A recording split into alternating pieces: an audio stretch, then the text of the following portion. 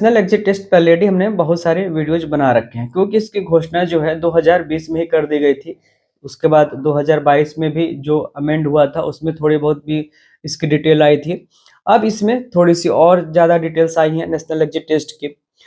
जो सबसे इम्पोर्टेंट है कि ये सभी स्ट्रीम के हैं, जितने भी आयुष के स्ट्रीम है ये सबके लिए होगा, सबको पास करना अनिवार्य होगा। इसकी जो टाइमिंग है, टाइमिंग पूरे साल में 2 बार होगी, यानी कि जो नेक्स्ट एग्जाम है 2 बार होगा पूरे साल में। एक तो है फरवरी और दूसरा है अगस्त, यानी कि 2 बार आपको फरवरी में और अगस्त में पास होने का मौका मिलेगा।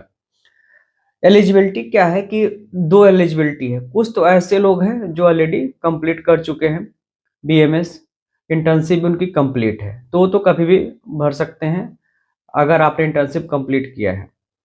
कुछ ऐसे भी छात्र हैं जिनकी इंटर्नशिप अभी चल रही है, तो इनकी कंडीशन ये रखी गई है जिन्होंने 270 दिन यानी कि 9 महीने अपनी इंटर्नशिप पूरी कर ली है वो एलिजिबल हैं। और ये 9 महीने कब काउंट किए जाएंगे? जो लास्ट डेट है नेशनल एग्जिट टेस्ट के फॉर्म फिलअप की जो लास्ट डेट है उस दिन तक उनके 9 मंथ पूरे हो जाने चाहिए, 270 दिन, तो एलिजिबल है। तो 2 कंडीशन, एक इंटर्न के लिए जिन्होंने 9 महीने पर इंटर्नशिप पूरी कर ली है, और दूसरा जो ऑलरेडी बीएमएस पास हो चुके हैं, इंटर्नशिप कंप्लीट कर चुके हैं, लेकिन एग्जिट टेस्ट पास नहीं हो पा रहे हैं। तो ये जो है नेक्स्ट यानी कि नेशनल एग्जिट टेस्ट इंपॉर्टेंट क्यों है, इसके लिए उन्होंने लिखा है कि जब तक आप इसको क्वालिफाई नहीं करेंगे तब तक आपको जो है रजिस्ट्रेशन नहीं होगा। Shall not be eligible for enrollment in the state register और नेशनल रजिस्टर। अगर आप नेक्स्ट एग्जाम क्वालिफाई नहीं कर पाते तो ना तो आपका एनरोलमेंट स्टेट रजिस्टर में होगा और ना तो सेंट्रल रजिस्टर में होगा। इसका मतलब आप समझते हैं कि अगर आपका एनरोलमेंट किसी रजिस्टर में नहीं होता है तो आप किसी भी स्टेट में प्रैक्टिस नहीं कर पाएंगे। तो काफ़ी इंपॉर्टेंट है सभी के लिए नेक्स्ट टेस्ट पास होना। अगर आप पास नहीं होंगे तो आप कहीं भी प्रैक्टिस नहीं कर पाएंगे, क्योंकि आपका रजिस्ट्रेशन ही नहीं होगा।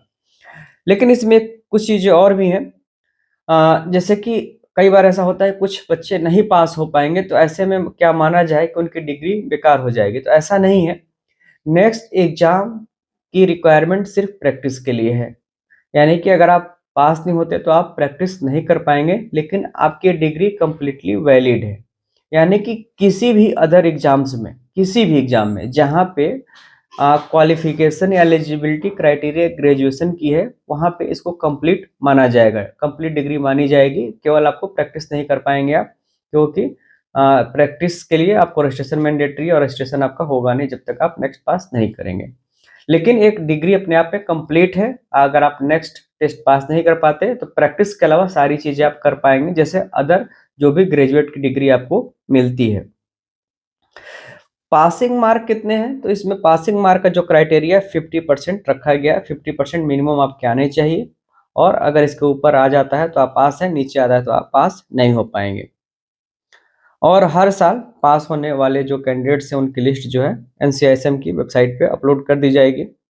अब एक अगला सवाल निकल के आता है कि आपको एग्जिट टेस्ट कितने सालों में पास होना है। तो इसमें कोई क्राइटेरिया सेट नहीं किया गया है, यानी कि आप अनलिमिटेड अटेम्प्ट दे सकते हैं नेशनल एग्जिट टेस्ट पास होने के लिए। जब तक आप पास नहीं हो जाते तब तक आप टेस्ट देते रहिए। जब आप पास हो जाएंगे तो आप जो है एनरोल्ड जो स्टेट रजिस्टर है या सेंट्रल रजिस्टर में एनरोलमेंट होने के एलिजिबल हो जाएंगे, और आप वहाँ पे एनरोलमेंट कराकर रजिस्ट्रेशन करा सकते हैं, और उसके बाद आप प्रैक्टिस कर सकते हैं।